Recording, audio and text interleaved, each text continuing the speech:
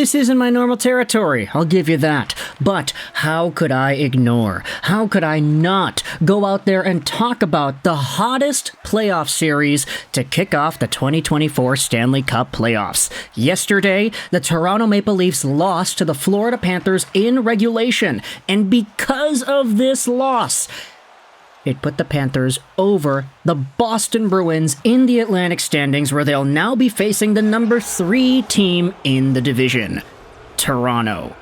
Had the Maple Leafs actually beat the Panthers yesterday in regulation, then the Panthers would have stayed in that second overall spot in the Atlantic, and of course they would have played the Leafs. But because Toronto lost, and because Florida won, now the Panthers are playing off against the Tampa Bay Lightning, and the Leafs have Boston.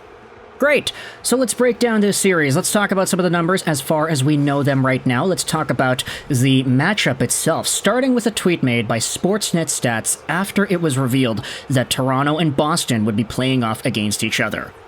The Leafs will square off against the Bruins in round 1 of the Stanley Cup Playoffs, a team Toronto has not beaten in the postseason since 1959. The Leafs have not defeated the Bruins in a series since 8 years before their last Cup win. Everybody memes about 1967, 1959's even further back. If you go over to the season series posted by Sportsnet, in the 4 games that the Leafs and the Bruins have played this year, Toronto has won 0 of them. They've scored 7 goals to Boston's 14.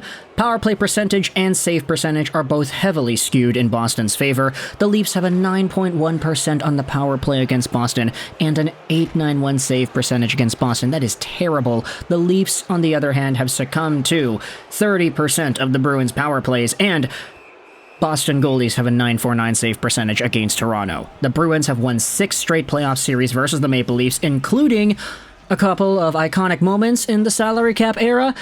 Yeah, it's been pretty bad. And consistency has been the name of the game for Boston, especially against a team like Toronto. Let's just say this right off the hop. The Toronto Maple Leafs are in a spot where this is arguably the best this team has been.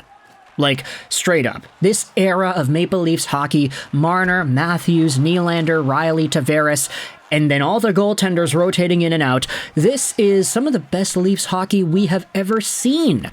The wins, the records, all the guys putting up points and doing the thing. Auston Matthews may or may not hit 70 goals later today against the Tampa Bay Lightning, who really knows? But this is some of the best on-ice product you will see out of a Toronto Maple Leafs blue and white jersey. Heck, even throwing the green in there for the St. Pats. But, as we have been talking about, this Leafs team has to conquer some demons. They finally beat their first-round curse last year. This year, they're playing off against their toughest opponent, let's just say in the past few years. A team that has had their number. A team that has caused so much pain and suffering amongst this fanbase that if there is a time to get that benefit of the doubt back, if there was a time for the Leafs to get people to believe in them again, belief, right? Then now is the time.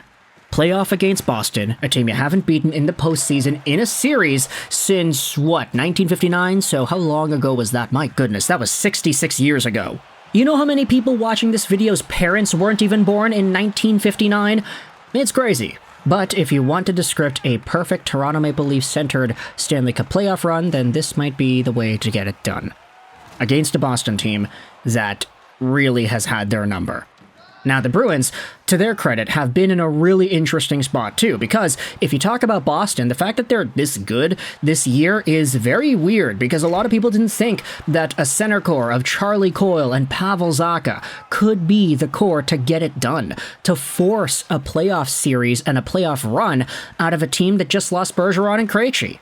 How the hell do they always do this? How the hell do the Boston Bruins take some of the most mediocre guys and make them studs? Even the already superstar studs they have, like David Pastrnak, Brad Marchand, Charlie McAvoy, these guys are still great, but everybody else around them, man, they have stepped up to the plate and they play the Boston way. They get things done, and they do it well. JVR is a name that I'm going to be interested in paying attention to heading into this postseason run because, hey, imagine James Van Riemsdyk scoring some pretty nifty and notable goals against the Toronto Maple Leafs in the 2024 playoffs. To help us out with this matchup, we're going to go over onto an article published on NHL.com. The Bruins to play Maple Leafs in the first round of the Stanley Cup Playoffs. The teams will meet in the postseason for the 17th time and the first time since 2019. Take a look at some of the numbers over here. This season, the Bruins have been led by forwards David Pastrnak with 110 points, 47 goals, 63 assists, Brad Marchand with 67 points, 29 goals, and 38 assists, and Charlie Coyle, 60 points, 25 goals, 35 assists. Charlie McAvoy leads their defensemen with 47 points. Jeremy Swayman is a 25, 10, and 8 goaltender with a 2.53 goals against average. He's also got a 9.16 save percentage and 3 shutouts in 44 games. Linus Ullmark is a 2.57 goals against average goaltender with a 9.15 save percentage and 2 shutouts in 40 games. So they're pretty much equal. Yikes. Against Toronto, Boston was led by Pastrnak with 7 points in the 4 games, Jake DeBrusk had 6 points, Marchand had 5, and Pavel Zacha had 4. Swayman was 3-0-0 against Toronto with a 1.30 goals against and a 9.59 save percentage in 3 starts. Ullmark made 37 saves in his only start, the 4-3 overtime win on December 2nd. Meanwhile, the Toronto Maple Leafs have been led this season by forwards Auston Matthews, who has 107 points and leads the NHL with 69 goals, William Nylander, who has 97 points, 40 goals, and 57 assists, Mitch Marner, who has 85 points, 26 goals, and 59 assists, and John Tavares with 64 points, 28 goals, 36 assists. Morgan Rielly leads their defensemen with 58 points, 7 goals, 51 assists. Ilya Samsonov is 23, 7, and 8 with a 3.13 goals against, an 8.90 save percentage, and 3 shutouts in 40 starts. Joseph Woll is a 12, 11, and 1 goaltender with a 2.94 goals against and a 9.07 save percentage in 25 games. Martin Jones is 11, 7, and 1 with a 2.70 goals against and a 9.07 save percentage, not to mention 2 shutouts in 21 total games. Against the Bruins, Toronto was led by Matthews with 4 points, 3 goals, 1 assist, Marner with 3 points, and John Tavares, who had 1 goal, 1 assist, Nylander had 2 assists, and Kelly Yarncrow, who had 2 assists. Woll went 0-2-1 against the Bruins with a 3.97 goals against and an 8.65 save percentage in 3 games. Ilya Samsonov allowed 2 goals on 40 shots in his only appearance, the 3-2 shootout loss on November 2nd. So when you talk about some of the numbers, sure, the individual stats, the isolated point scoring out of these teams could make you think that Toronto has a pretty good shot at winning this, and hey, to be fair, it's hockey, right? Any team does have a chance of winning at any given time. But, historically speaking, the Bruins have had the Leafs number year in, year out. This season, the Bruins have had the Leafs number game in, game out. We are going to need to see the best of the Toronto Maple Leafs if they want to exercise their demons and finally secure a victory over the black, white, and gold. As for the Boston Bruins, though, sure, I've waxed poetic this entire time saying that the Bruins have been this big, bad wolf, bear figure of a team to play off against in Toronto.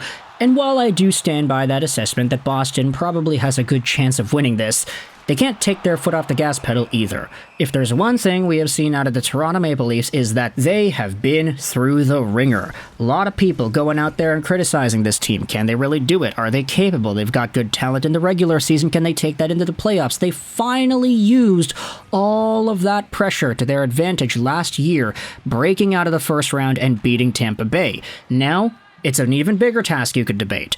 They had a really good run into the second round, but they absolutely sucked once they got there. So there's still a lot of laughing. There's still a lot of naysaying. There's still a lot of reputation for this Leafs team that has not broken past the barrier of being an actual playoff contender. So this is the opportunity to show what you're really worth.